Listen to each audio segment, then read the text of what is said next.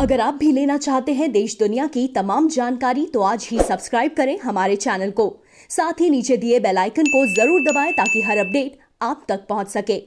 नमस्कार, प्रभावशाली news network पर आप सभी का स्वागत है। उत्तर प्रदेश की कानून व्यवस्था पर लगातार सवाल उठ रहे हैं। छेड़खानी की घटनाएं बढ़ रही हैं, हत्या बढ़ रही है, अन्य तरह के अपराध बढ़ रहे हैं। अपराधों का ग्राफ जिस तेजी के साथ बढ़ रहा है उसको देखते हुए विपक्ष ने भी सवाल उठाने शुरू कर दिए हैं कि कहां है कानून का राज। और एंटी रोमियो स्क्वाड जो उत्तर प्रदेश सरकार ने बनाया था वो कहां है, क्योंकि लड़कियों से जिस तरीके से छेड़खानी की घटनाएं बढ़ रही हैं वो दिखाती हैं कि मंचलों का हौसला बढ़ा हुआ है। बात करते हैं पश्चिमी उत्तर प्रदेश के बुलंदशहर की। यहाँ पर एक होनहार लड़की, देखिए ये जो होनहार छात्रा सुदीक्षा भाटी है, ये बहुत सपने लिए हुए थी, समाज को बदल कर रखना चाहती थी, समाज में बदलाव लाना चाहती थी और इसके लिए महिलाओं को प्रेरित करती थी कि आप भी अपनी बेटियों को आगे बढ़ाएं, क्योंकि बेटियां समाज में एक बड़ा परिवर्तन ला सकती हैं। लेकिन आप देखिए कि ये प्रेरणा देने वाली लड़की ही अब नहीं रही है। और इस होनहार छात्रा को देखिए आप, इस होनहार छात्रा ने अपनी मेहनत के बल पर, अपनी काबिलियत के बल पर एक बड़ी IT कंपनी की स्कॉलरशिप ली थी और उस स्कॉलरशिप से वो अमेरिका में पढ़ाई कर रही थी। कोरोना काल है इसलिए देश आई हुई थी और अपने देश में, अब बुलंदशहर में वो अपने चाचा के साथ बैठकर अपने मामा के घर बाइक पर जा रही है। कुछ मंचले पीछे पड़ जाते हैं और आप देखिए कि वो मंचले अचानक से अपनी बुलेट लाकर उसके चाचा की बाइक के सामने खड़ी कर देते हैं। टक्कर हो जाती है, लड़की गिर जाती है, उसकी मौत हो जाती है। ये कोई सामान्य घटना नहीं है, इसको हत्या ही बोला जाएगा, क्योंकि जिस तरह से मंचलों ने पीछा किया और वो दुर्घटना की शिकार हुई तो इसे हत्या का मामला माना जाना चाहिए। देखना होगा कि पुलिस इस पर क्या कार्रवाई करती है, क्योंकि अपने आप में ये गंभीर मुद्दा है।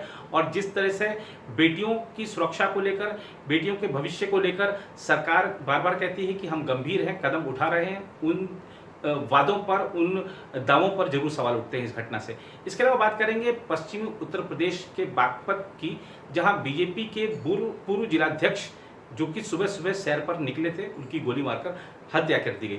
आइए दिखाते हैं आपको ये दोनों मामले सिलसिलेवार तरीके से। पढ़ाई में होनहार सुदीक्षा भाटी ने 2 साल पहले ही इंटरमीडिएट की परीक्षा में बुलंदशहर जनपद में टॉप किया था।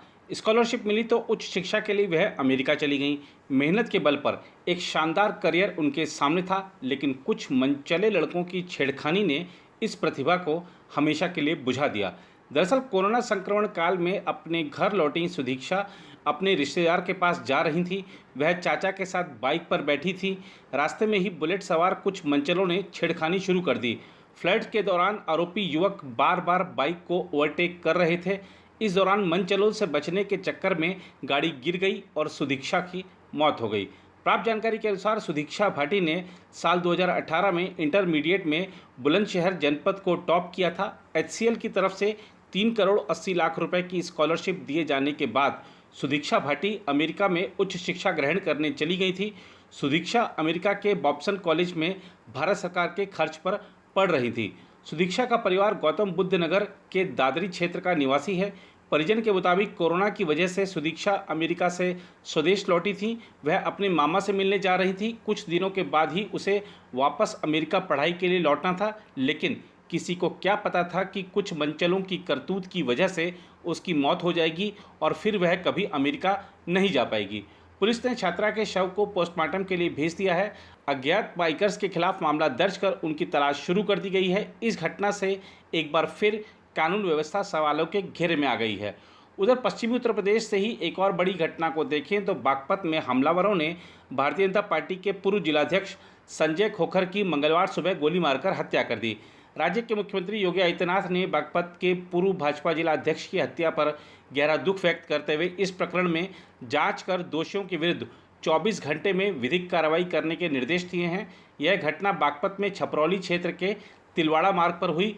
घटना के समय संजय खोखर अकेले घूमने निकले थे। छपरौली क्षेत्र में पिछले 2 महीने में 3 लोगों की हत्या हो चुकी है। पुलिस अधीक्षक अजय कुमार सिंह ने बताया कि छपरौली इलाके के तिलवाड़ा निवासी संजय खोखर मंगलवार सुबह अपने नलकूप की ओर टहलने जा रहे थे। वहां पहले से घात लगाए कुछ बदमाशों ने उन पर गोलीबारी कर दी, जिससे उन्होंने घटनास्थल पर ही दम तोड़ दिया। उन्होंने बताया कि घटना की सूचना मिलते ही वह पुलिस बल के साथ मौके पर पहुंचे। अभी तक घटना के संबंध में पुलिस को कोई तहरीर नहीं मिली है। हत्या का कारण प्रथम दृष्टया रंजिश का लग रहा है। पुलिस अधीक्षक के अनुसार हमलावरों ने संजय खोखर को 2 गोलियां मारी। इनमें से एक उनके सिर में और एक सीने में लगी। उन्होंने बताया कि घटना की जांच के लिए पुलिस की कई टीम बनाई गई हैं। पुलिस हत्यारों की सरगर्मी से तलाश कर रही है।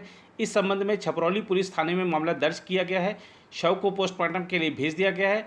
छपरौली थाना प्रभारी को निलंबित भी कर दिया गया है।